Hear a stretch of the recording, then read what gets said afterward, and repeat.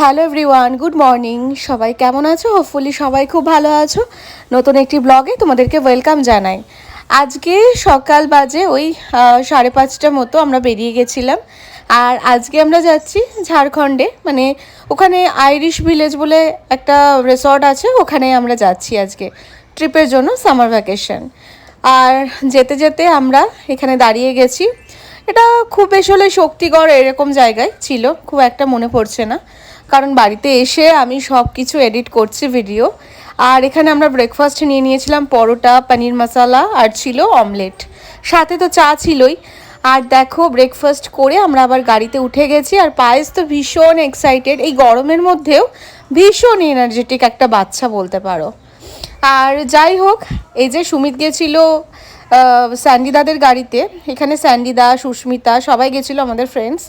আর আমি গেছিলাম আমাদের গাড়িতে, আর আমার যে বান্ধবী সে আমাদের গাড়িতে গেছিলো। আর দেখো জাস্ট ভিউটা এত সুন্দর, এত ভালো ভিউ, তোমাদেরকে কি বলবো, সেই না দেখলে বুঝতে পারবে না। প্রত্যন্ত একটা ভিলেজে আমরা পৌঁছে গেছিলাম জাস্ট 2 দিনের জন্য, মানে এই ট্রিপটা ভীষণ ভীষণ সুইটেবল গো। আর এই এত সুন্দর একটা অ্যাটমসফিয়ার তোমাদের পরে নেক্সট যে ভিডিও আমি করব সেই ভিডিওতে আমি সমস্ত ডিটেলস তোমাদের শেয়ার করে দেবো। তোমরা যারা ইন্টারেস্টেড থাকবে অবশ্যই কন্ট্যাক্ট করে তোমরা আসতে পারো।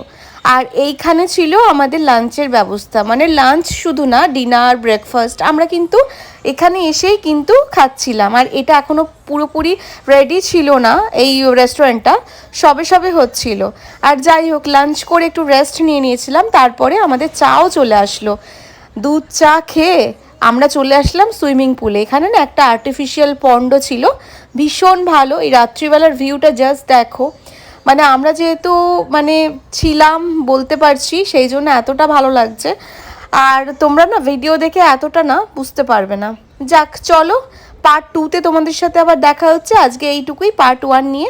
সবাই ভালো থেকো, গুড নাইট।